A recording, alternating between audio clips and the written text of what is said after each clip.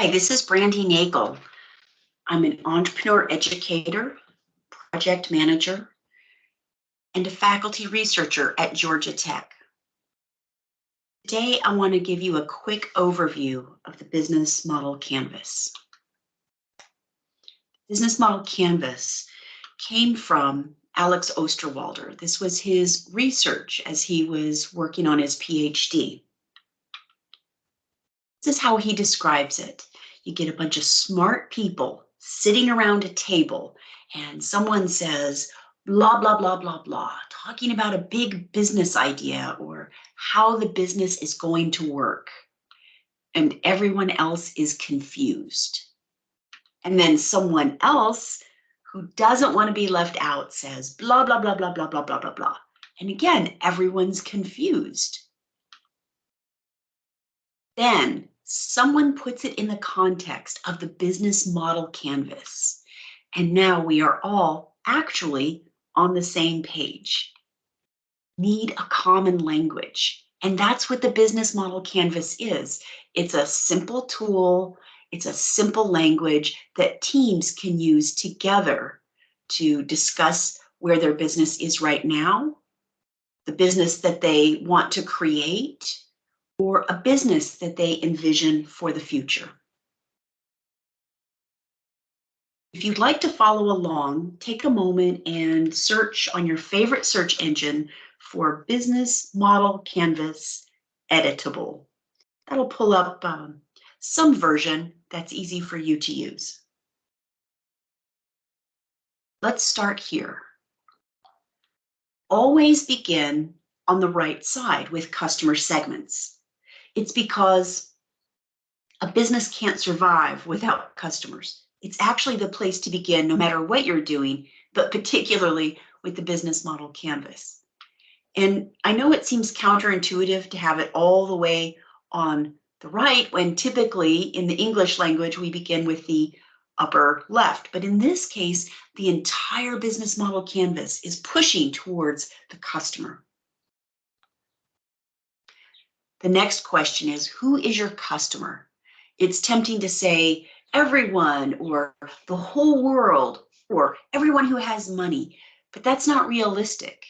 When you're launching a new initiative, when you're building a startup, you have to decide which people to focus on and which to ignore. Initiatives like these have limited resources, and to begin, that focus is a definite competitive advantage. There's this fantastic online tool. It's called Where to Play, the Market Opportunity Navigator. I'd like to encourage you to download the Market Opportunity Navigator worksheets. They're free and they will help you discover where the valuable market opportunities lie. All right, back to the BMC. Who are your most important customers? Who's the one group of customers that takes priority over all the others because it's the person or the group of people that have the strongest need or the strongest want? Another way to look at this would be to evaluate which customer is the easiest for me to get to first.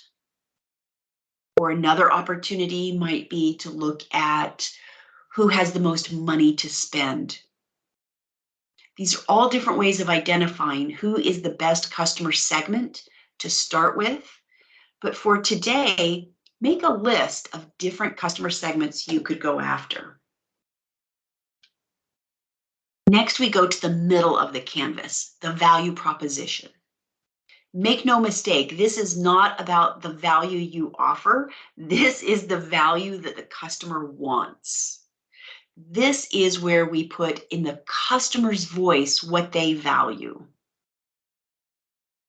As you start to fill this out, if you notice that you're talking about your company or your product, pause and think, how would the customer express this? Or how have I heard the customer talk about this need that they have, the solution that they want?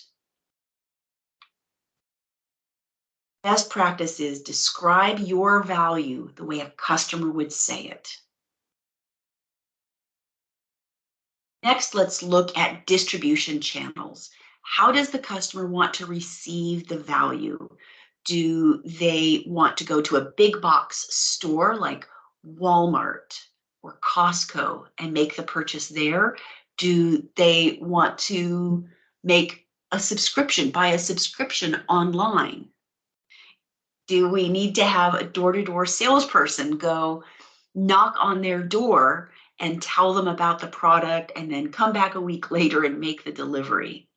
There's lots of different ways, whether it's a business to business transaction or business to consumer. There's lots of different ways that customers want to receive the value. This is actually also part of the value proposition. That's why it's right next to it. And then think about your sales and marketing. In this case, on the business model canvas, we call it customer relationships. How will you get customers?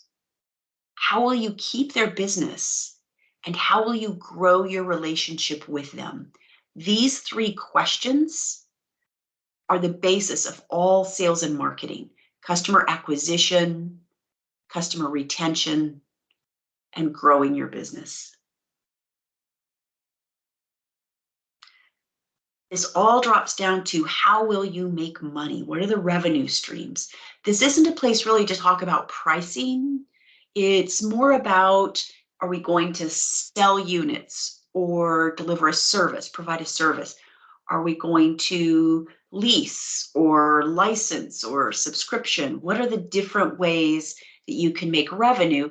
And often there's more than one revenue stream in a customer segment. You may have two customer segments that are part of a double-sided market and each one pays a little bit. Or you may depend upon big customers to help offset the cost for the smaller customers. This is the place to make note of that.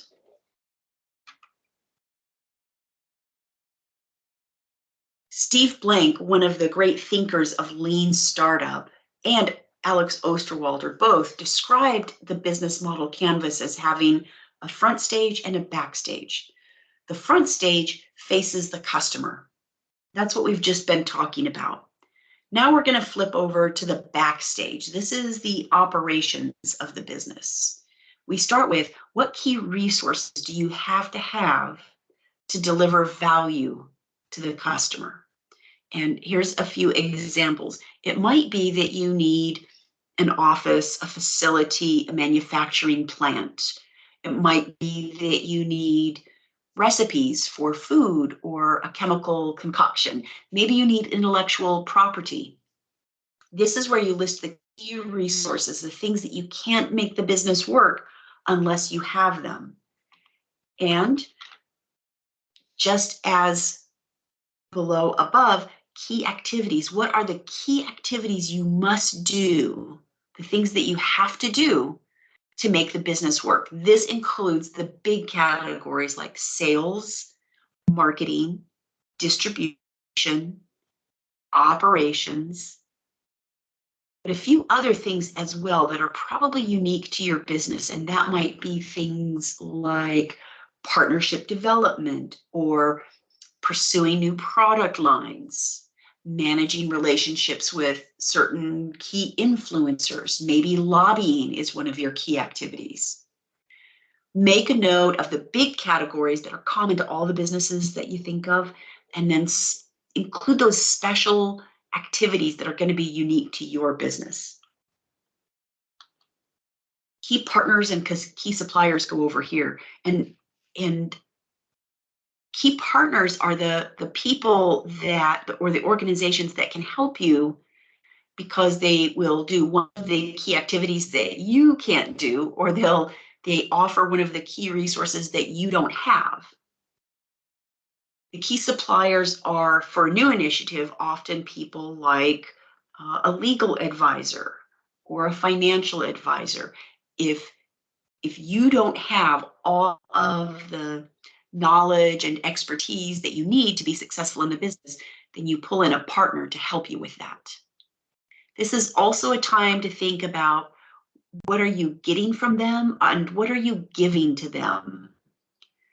How do you make that a balanced relationship so that it's healthy and sustainable over time? The activities and key resources really drive your cost structure.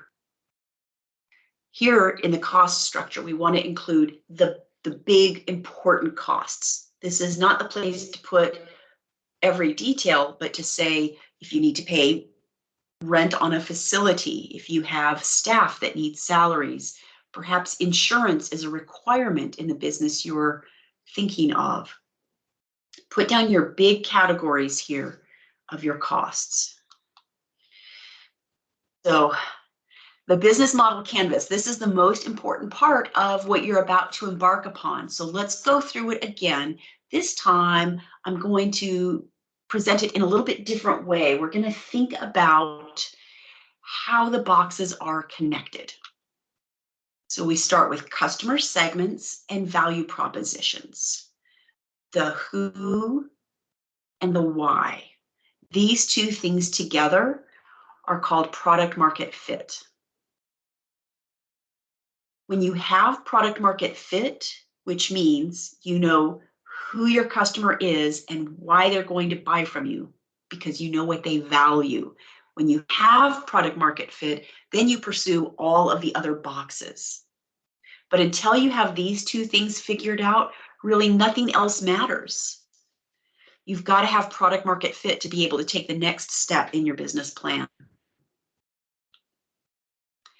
The channels, the distribution channels, that's how we deliver value to the customer. Key resources and the key activities, these are the things we have to do to deliver value to the customer. And if there's anything that we're missing in the key activities in terms of our capacity, the key resources, what we have, then we pull in partners to help us get those things done. The key activities and the key resources, that drives all of our costs when we're delivering value to our customers. And customers drive our revenue. This last box, you see it's called customer relationships, and it's got a little heart drawn in the box, and it's actually in the heart position of the business model canvas. That is the engine that turns the entire business. That is get, keep, grow. How are you going to get customers? How are you going to keep them? And how are you going to grow your business over time? Thanks for joining me on this walk through the business model canvas. I look forward to seeing you in class soon.